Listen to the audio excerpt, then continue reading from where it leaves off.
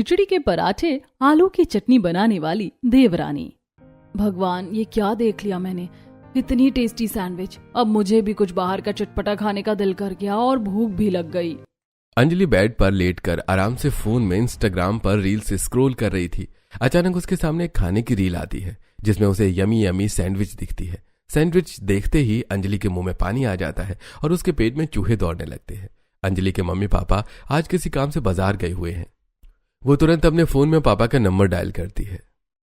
पापा, बाजार से आते वक्त मेरे लिए सैंडविच ले आना, मुझे बहुत जोर से भूख लग रही है। बेटा, हमें तो अभी घर आने में टाइम लगेगा।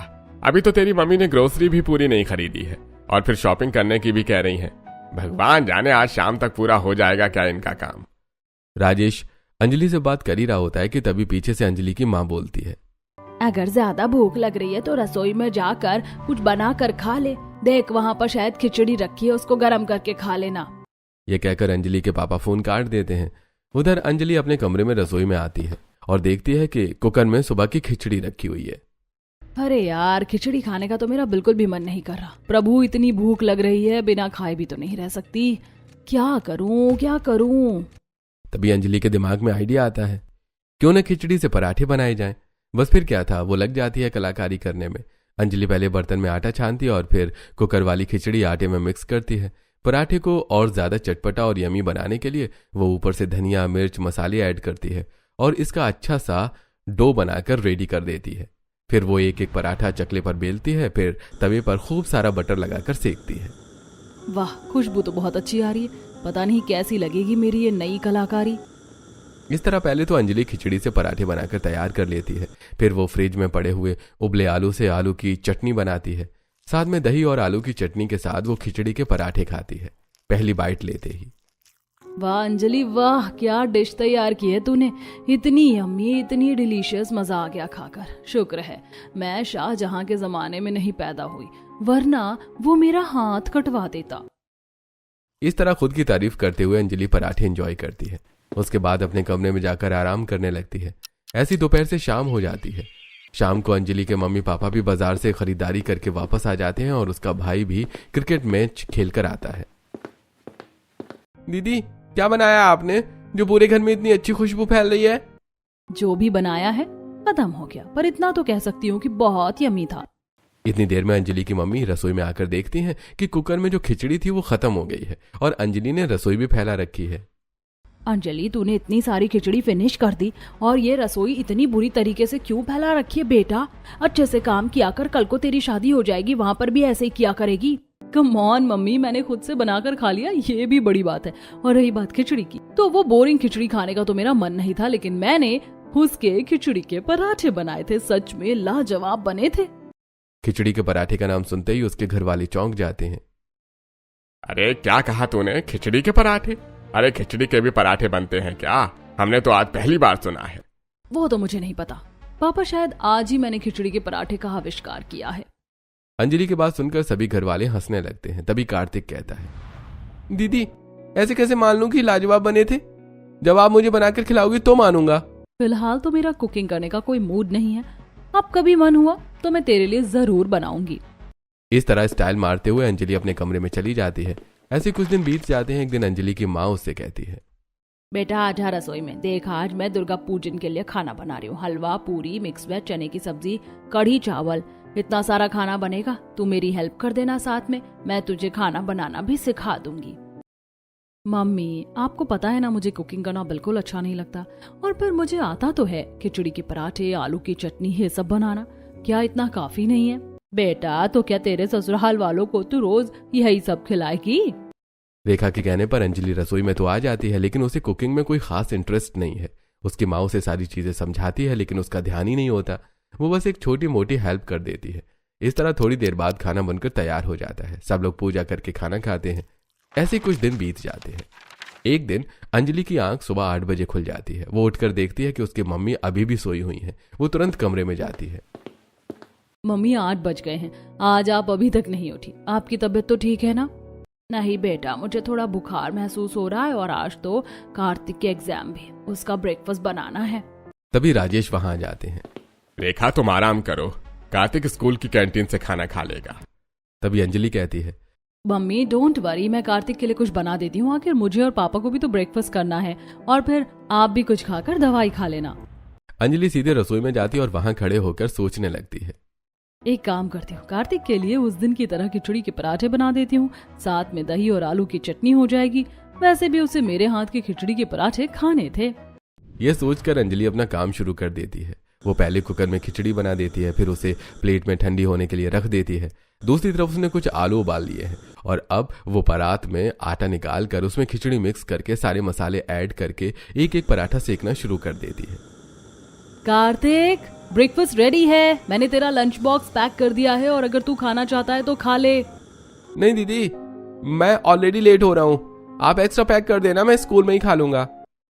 अंजलि कार्तिक को एक्स्ट्रा खिचड़ी के पराठे पैक करके दे देती है और साथ में अपनी मम्मी पापा को भी ब्रेकफास्ट कराती है। सब लोग उसके खिचड़ी के पराठों की खूब तारीफ करते हैं। ऐसी सुबह से शाम हो जाती है। जब कार्तिक स्कूल से लौटता है तो वो हॉल में बैठी अंजलि से कहता है, अरे मान गया दीदी, मैं आपको कह रहा था ना, जब तक खिलाओगी नहीं मानूंगा तभी। आपने बोरिंग सी खिचड़ी से कितना लाजवाब नाश्ता बनाया है। मेरे दोस्तों को तो आपके खिचड़ी के पराठे इतने अच्छे लगे कि मुझे खुद ही एक ही मिला। अब तो मान गया ना, तेरी बहन ने खिचड़ी के पराठे का जो आविष्कार किया है वो अब तुम सबकी मनपसंद डिश होने वाली है। अंजलि की बात सुनकर सब लोग हंसने लग जाते हैं। ऐसे कुछ दिन बीत जाते हैं। अंजलि का रिश्ता नितिन नाम के लड़के से पहले ही तय हो चुका है। नितिन के पापा राजेश को फोन करते हैं और शादी की डेट फिक्स करने के लिए कहते हैं। देखा, आज अंजलि के ससुराल वालों का फोन आया था, वो जल्द से जल्द शादी की डेट मांग रहे हैं। अरे मैं तो पहले ही कह रही थी आपसे, अगले हफ्ते ही बहुत अच्छा मुहूर्त है। मैंने पंडित जी से पूछा था, आप उनसे मिलकर डेट फिक्स करवा दो। राजेश नितिन के पापा से मिलते हैं और अगले हफ्ते अंजलि की शादी की डेट फिक्स हो जाती है।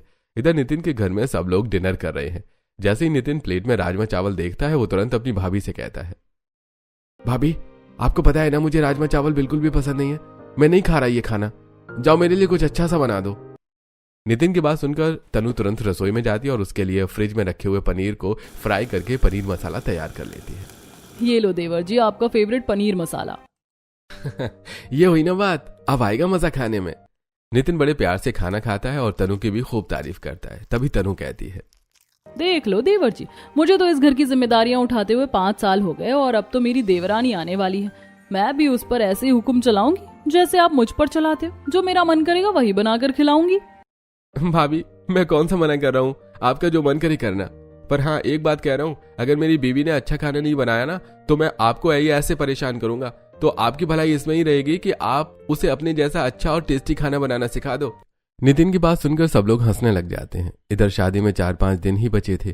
तैयारियों में ये दिन भी ऐसे ही गुजर जाते हैं। आज फाइनली अंजलि और नितिन की शादी हो गई है।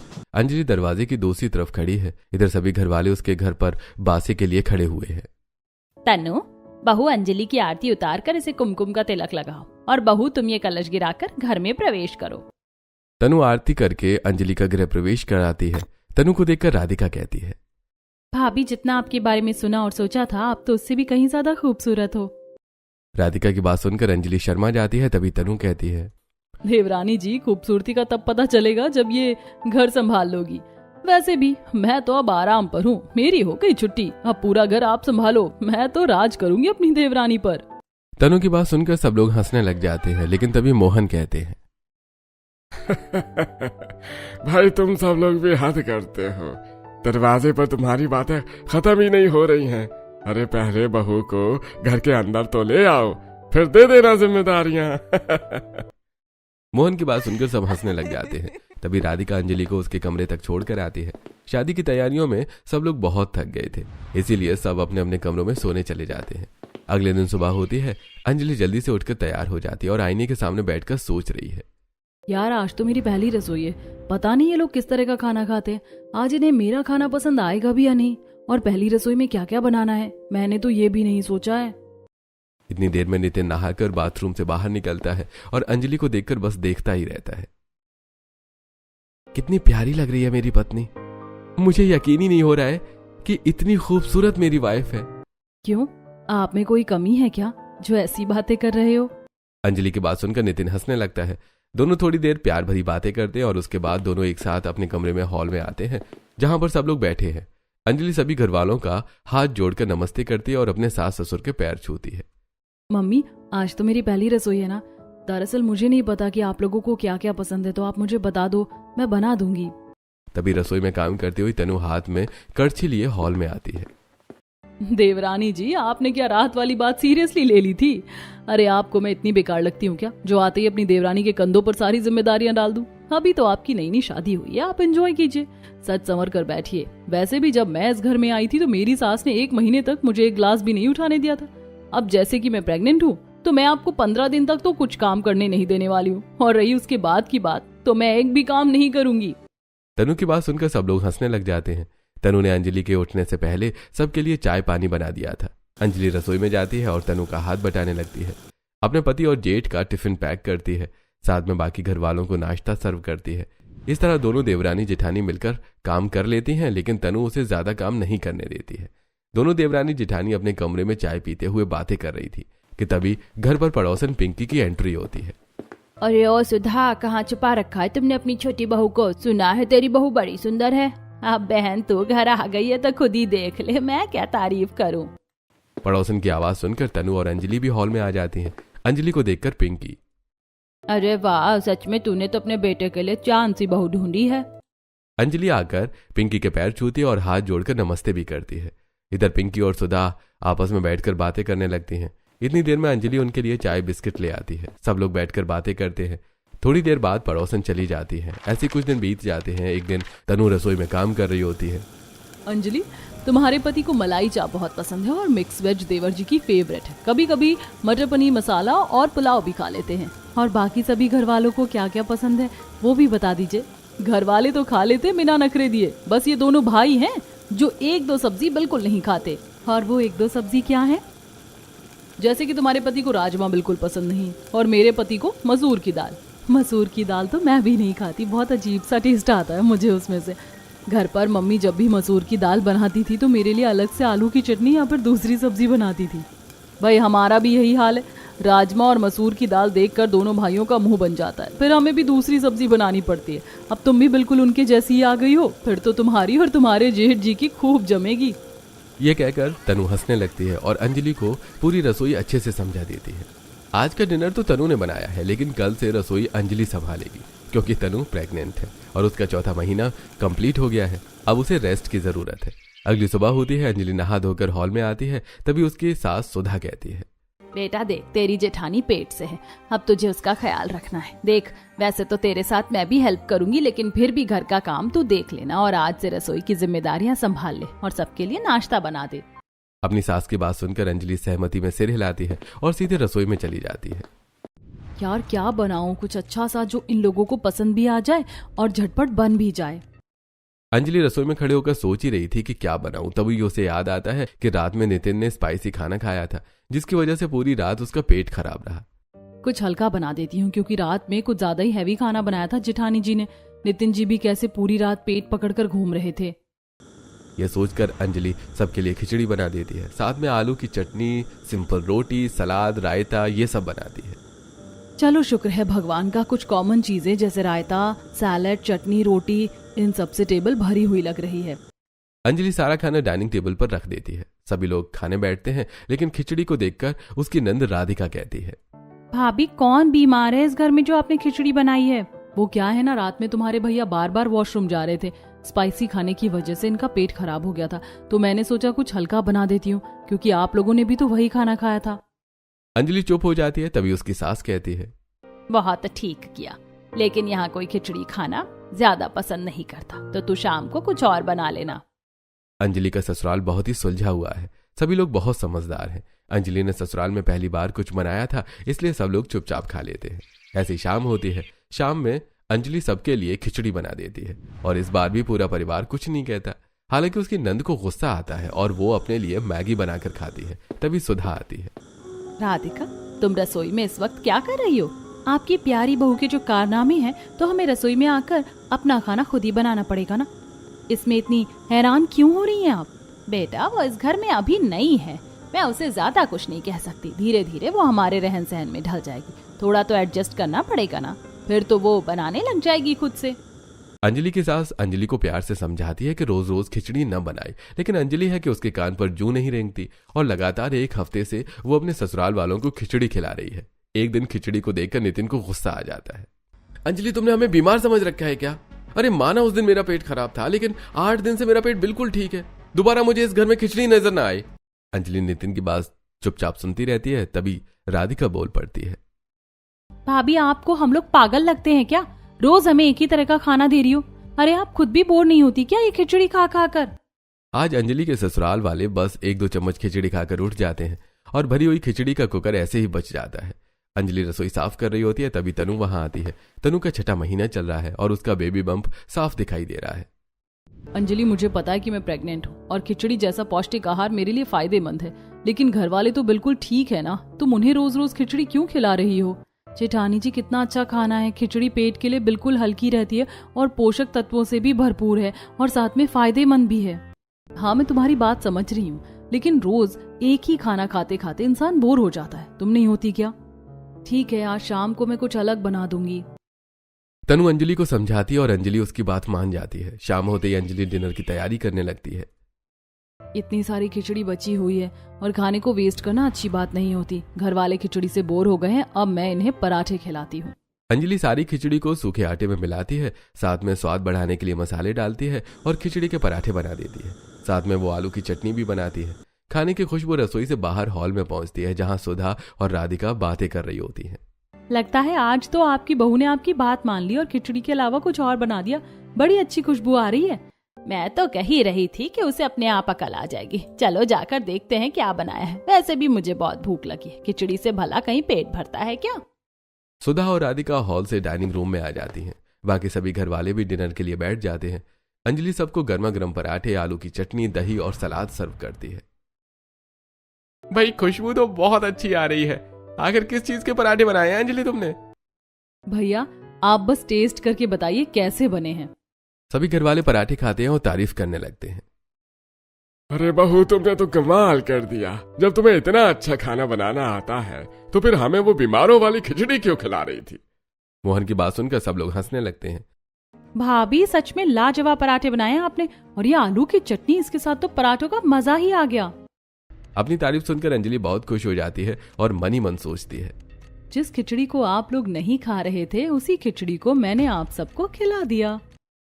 इस तरह हंसते मुस्कुराते सब लोग खाना खत्म करते हैं और अपने अपने कमरों में सोने चले जाते हैं। अगली सुबह अंजलि फिर से खिचड़ी के पराठे बनाती है। सभी घर वाले प्यार से खाते हैं।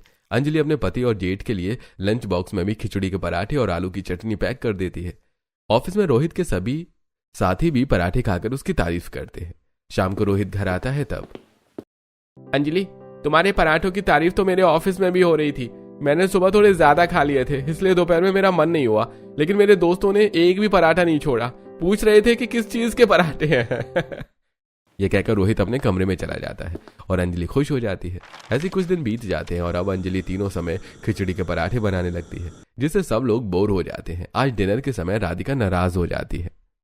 भाभी, आप एक ही चीज के पीछे क्यों पड़ जाती हो? पहले आपने हमें लगातार खिचड़ी खिलाई और अब ये पराठे। एक चीज कभी कभी अच्छी लगती है, आपको ये बात समझ क्यों नहीं आती? रहने दो राधिका, इसे कहने का कोई फायदा नहीं है। मैं इसे पहले ही 10 बार कह चुका हूँ और मुझे नहीं खाने ये पराठे। मुझे भी नहीं खाने। चलो कहीं बाहर चलते हैं, आप खुद खा लेना ये पराठे। सभी घर वाले पराठे छोड़कर बाहर खाने के लिए चले जाते हैं। सब लोग एक रेस्टोरेंट में पहुंचते हैं और मेन्यू देखकर राधिका खुश हो जाती है। मैं तो मलाई चाप खाऊंगी और साथ में गार्लिक नान। मेरे लिए मटर पनीर मसाला, और हाँ, पराठे को दूरी रखना। जब से तनु रेस्ट पर है, घर का खाना तो हराम हो गया है। मम्मी, पता नहीं आप लोग कैसी बहू देख कर लाए हो, जिसे 1-2 चीज के अलावा कुछ बनाना ही नहीं आता या फिर बनाना ही नहीं चाहती। क्या बताऊं बेटा, मैं तो उसे बहुत समझाती हूँ लेकिन उसे समझ ही नहीं आता। अरे यहाँ भी तुम लोग बेकार की बातें करते रहोगे क्या? खाना आ गया है, ठंडा हो रहा है। चलो खाने पर ध्यान देते हैं। सभी घर वाले खाने को ऐसे देख रहे थे जैसे सदियों बाद उन्होंने अच्छा खाना देखा हो। सब लोग जमकर खाना खाते हैं। ऐसा लग रहा है कि बहुत दिनों बाद जी भर कर खाना खाया है। जब घर पर कुछ अच्छा नहीं मिलता तो ऐसा ही लगेगा ना। लेकिन डोंट वरी, जब तक कि अंजलि खुद नहीं सुधर जाती, हम सब लोग बाहर ही खाना खाएंगे। इस तरह सभी लोग बाहर खाना खाकर घर आ जाते हैं। अब घर वालों का व्यवहार अंजलि के लिए बदल जाता है। वो न तो उससे ठीक से बात करते हैं और ना ही उसे किसी काम के लिए कहते हैं। ऐसे 1-2 दिन बीत जाते हैं। अंजलि फिर से खिचड़ी के पराठे और आलू की चटनी बनाती है, लेकिन घर वाले खाना देखते ही उठकर चले जाते हैं और एक बाइट भी नहीं खाते।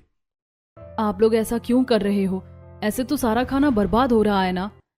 और आप क्यों कर रही हो भाभी हमारे साथ ऐसा? जब हमने आपको बता दिया है कि अब हमें ये पराठे नहीं खाने हैं तो अपने मेन्यू में कुछ बदलाव कीजिए। आपको समझ नहीं आता क्या? आप लोगों को नहीं खाने हैं तो मत खाओ। मुझे तो ये पराठे और आलू की चटनी बहुत अच्छी लगती है, मैं अपने लिए बना लूंगी। अंजलि को इस बात का जरा भी अंदाजा नहीं है कि घरवाले उसका बनाया खाना नहीं खा रहे और खाना बर्बाद हो रहा है। सभी घरवाले रोज बाहर जाकर रेस्टोरेंट से खाना खाते हैं। एक दिन तनु अपने लिए दलिया बना रही थी। वो फिर से अंजलि को समझाने की कोशिश करती है, लेकिन अंजलि पर कोई असर नहीं पड़ता। वो आराम से अपने लिए गर्मा गर्म पराठे बनाकर खा लेती है। ऐसे कुछ दिन बीत जाते हैं। एक दिन सुधा कमरे में परेशान बैठी होती है, तभी तनु वहां आती है। मम्मी जी क्या हुआ आपको? आप बहुत परेशान लग रही हो, आपकी तबीयत तो ठीक है ना? कुछ नहीं बेटा, क्या बताऊं, तबीयत तो ठीक है लेकिन इस अंजलि ने तो मेरी नाक में दम कर दिया है। मैं सोच रही हूँ कि ये खुद ही समझ जाए। हाँ मम्मी, अंजलि पर किसी बात का कोई फर्क ही नहीं पड़ता। इसे जरा भी अंदाजा नहीं है कि घर वाले खाना खा ही नहीं रहे हैं। मैडम अपने आप में ही खुश है। हाँ बेटा वही तो, क्या करूं मैं इस लड़की का, बेकार में इसके मायके वालों तक बात जाएगी तो रिश्तों में खटास आ जाएगी। हाँ मम्मी आप सही सोच रही हो, लेकिन आप टेंशन मत लो, मेरे पास एक आइडिया है, इससे तो मैं सबक सिखाऊंगी। ये कहकर तनु वहां से चली जाती है और अपनी मामी को फोन करती है। नमस्ते मामी जी, कैसी हो आप? मैं तो ठीक हूँ बेटा, तुम बताओ कैसी हो और कब आ रहा है तुम्हारा बेबी? मामी जी अभी तो समय है, आप ये बताओ आप कब आ रही हो घर पर? वैसे भी जब से छोटी बहू आई है आप आए भी नहीं, आपने उसे देखा भी नहीं। बेटा क्या करूं, घर के काम ही इतने होते हैं कि आने का समय नहीं मिलता। मुझे कुछ नहीं सुनना, इस संडे आप घर पर आ रही हो, बस आ रही हो। ये कहकर तनु फोन रख देती है। ऐसे ही 1-2 दिन बीत जाते हैं और आखिरकार संडे का दिन आ जाता है। मामा मामी अपने पोते के साथ घर पहुंचते हैं। मेहमानों को देखकर सब लोग बहुत खुश हो जाते हैं। सुधा अपने भाई भाभी से गले मिलती है और बैठकर बातें करने लगती है। कहाँ है भाई तुम्हारी छोटी बहू? जैसे ही मामी जी अंजलि के बारे में पूछती हैं, थोड़ी देर में अंजलि सबके लिए चाय नाश्ता लेकर आ जाती है। बहुत ही प्यारी है तुम्हारी छोटी बहू, घर की जिम्मेदारियां भी अच्छे से संभाल रही है ना? इतना सुनते ही तनु बोल पड़ती है। मामी जी पूछो मत, इतने अच्छे से घर संभाला हुआ है अंजलि ने कि मैं तो बेफिक्र हो गई हूँ। वरना मुझे बहुत टेंशन रहती थी कि अगर मैं प्रेगनेंसी में रेस्ट करूंगी तो घर कौन संभालेगा, लेकिन इसके आने से मैं बिल्कुल निश्चिंत हो गई हूँ। अरे वाह, ऐसा ही होना चाहिए। देवरानी जेठानी का तो यही काम होता है, आज ये तुम्हारे काम आ रही है, कल तुम इसके काम आ जाना। हाँ मामी बिल्कुल सही कह रही हो, और इतना अच्छा खाना बनाती है ये कि सब उंगलियां चाटते रह जाते हैं। हर बार नई नई सब्जी बनाती है और सब एक बार में ही खत्म हो जाता है। अरे वाह, इतनी तारीफ हो रही है अंजलि के खाने की, तो फिर आज खाना खाकर ही जाएंगे। बेटा थोड़ा जल्दी बना लेना, हमें जल्दी भी निकलना है। तनु मेहमानों के सामने अंजलि के खाने की इतनी तारीफ कर देती है कि खुद अंजलि भी कंफ्यूज हो जाती है। उधर मामी जी उसके हाथ का खाना खाने के लिए रुक जाती हैं। अंजलि रसोई में जाकर खाना बनाने लगती है, लेकिन उसके मन में सवाल चल रहा होता है। यार जेठानी जी को क्या हो गया? मैंने तो कुछ ऐसा बनाया भी नहीं जिसकी ये लोग इतनी तारीफ कर रहे हैं, और मुझे तो खिचड़ी के पराठे, आलू की चटनी के अलावा कुछ बनाना आता ही नहीं है। लगता है ये लोग उसी की तारीफ कर रहे हैं। काफी देर तक सोच विचार करने के बाद अंजलि खिचड़ी के पराठे और आलू की चटनी बनाने का फैसला करती है और अपने काम में लग जाती है। एक कुकर में वो आलू उबलने रखती है तो वहीं दूसरी कुकर में खिचड़ी चढ़ा देती है। खिचड़ी को ठंडा करके वो आटे में मिक्स करती है और साथ में मसाले डालकर गर्मा गर्म पराठे बनाना शुरू कर देती है। दूसरी तरफ वो आलू मैश करके उसमें मसाले डालकर चटनी तैयार कर लेती है। अंजलि सारा खाना डाइनिंग टेबल पर लगाती है। खाना तैयार है, आप लोग गर्मा गर्म खा लो वरना ठंडा हो जाएगा। जैसे ही सब लोग खाने बैठते हैं और गोलू पहली बाइट लेता है, वो तुरंत मुंह से निकाल देता है। छी, कितना गंदा खाना है दादी, इसमें चावल भरे हुए, मैं चावल नहीं खाता। बेटा ये तो पराठा है, इसमें चावल कैसे हो सकते हैं? लो मैं खिलाती हूँ तुम्हें चटनी के साथ। जैसे ही पूनम दूसरी बाइट खिलाने के लिए पराठे का टुकड़ा तोड़ती है, उसमें से चावल बाहर निकल आते हैं। दरअसल आज जल्दबाजी और घबराहट की वजह से अंजलि से खिचड़ी ठीक से नहीं बनी थी, इसलिए पराठों में चावल साफ नजर आ रहे थे। यह क्या भाभी, तुम्हारी बहू ने तो चावल के पराठे बना दिए, और चावल भी कच्चे हैं। ऐसा आधा कच्चा खाना कौन बनाता है? और चावल के पराठे तो मैंने पहली बार सुने। नहीं ऐसा कैसे हो सकता है, मेरी बहू तो बहुत अच्छे पराठे बनाती है। पूनम पराठे की एक बाइट खाती है और तुरंत मुंह से बाहर निकाल देती है। सच में बहुत बुरा खाना बनाया है। अरे तन्नू, तुम तो इसकी इतनी तारीफ कर रही थी जैसे 5 स्टार होटल की मास्टर शेफ हो, और यहाँ तो हालत ही खराब है। अगर मुझे पता होता कि इतना खराब खाना बनेगा तो मैं कभी रुकती ही नहीं। मामी जी को बहुत गुस्सा आता है। उन्हें लगता है कि उन्हें जबरदस्ती बुलाकर उनकी बेइज्जती करी गई है। तुम्हारी शादी को 6 महीने हो गए, क्या तुम अपने ससुराल वालों को अब तक यही खिचड़ी के पराठे खिला रही हो? तुम्हारी माँ ने तुम्हें कुछ बनाना नहीं सिखाया क्या? पूनम अंजलि को डांटती है और अंजलि चुपचाप सब सुनती रहती है। थोड़ी देर बाद मेहमान चले जाते हैं। अब सभी घर वाले अंजलि पर गुस्सा होते हैं।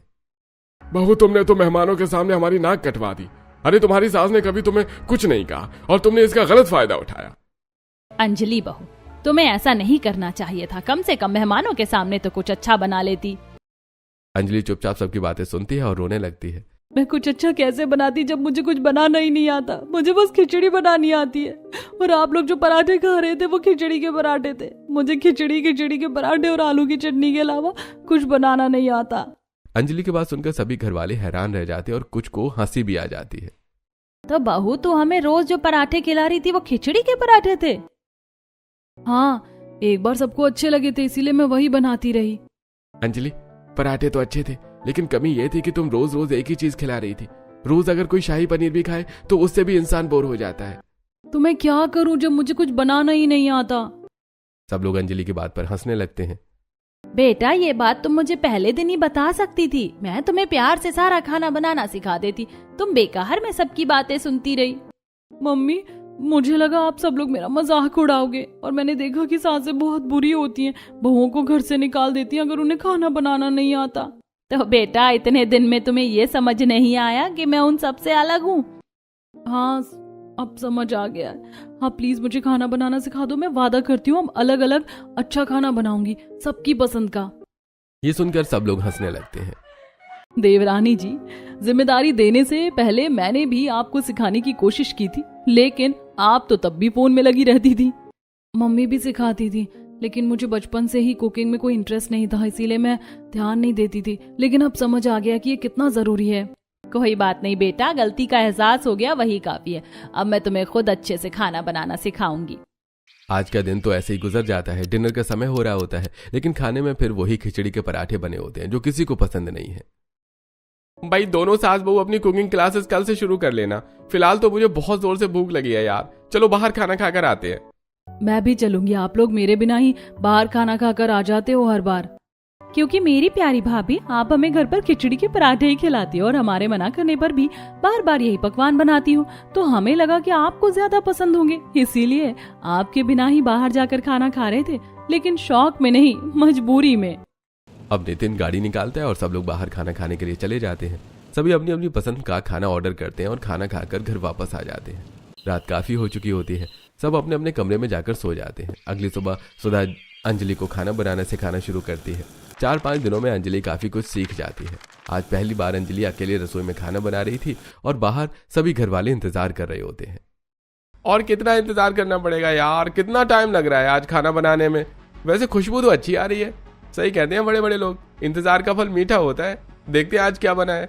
रोहित की बात सुनकर सब लोग हंसने लग जाते हैं। तभी राधिका कहती है, हाँ भैया, सही कह रहे हो आप। मुझे भी बहुत भूख लग रही है, अब और सब्र नहीं हो रहा। मेरे पेट में तो चूहे दौड़ रहे हैं। खुशबू तो बहुत अच्छी आ रही है। कहीं खिचड़ी के पराठे का नया वर्जन तो नहीं बना दिया? ये सुनकर सभी हंसने लगते हैं। थोड़ी देर में अंजलि एक एक करके सारा खाना डाइनिंग टेबल पर लगा देती है। आज उसने मीठे में खीर और सूजी का हलवा बनाया है। अपने पति की पसंद की मलाई चाप, अपनी सास की पसंद के दम आलू, अपनी नंद की पसंद का व्हाइट सॉस पास्ता और बाकी सभी की पसंद के कई व्यंजन बनाए हैं। इतना सारा खाना देखकर तनु खुश हो जाती है। वाह अंजलि, तूने तो मुझे भी पीछे छोड़ दिया। क्या लाजवाब खाना बनाया। मम्मी जी, 4-5 दिन में ही आपने तो इसे परफेक्ट बना दिया। वैसे अंजलि, तुम्हें पता है, मैंने अपनी पहली रसोई में बहुत सारी चीजें बनाई थी, लेकिन आज तूने तो कमाल कर दिया। सब लोग अंजलि के हाथ का बना खाना खाते हैं और सच में आज अंजलि ने बहुत स्वादिष्ट खाना बनाया होता है। सबको खाना बहुत पसंद आता है। खाने के बाद मोहन अपनी जेब से 11,000 रुपए निकालते हैं। बहू, पहली रसोई में तो तुमने हमें खिचड़ी खिलाई थी और उसके बाद तो हम तुम्हें शगुन देना ही भूल गए थे। तो ये लो, ये तुम्हारी पहली रसोई का शगुन। मोहन की बात सुनकर सब लोग हंसने लगते हैं। इस तरह पूरा परिवार एक साथ बैठकर खाना खाता है और सभी बहुत खुश होते हैं।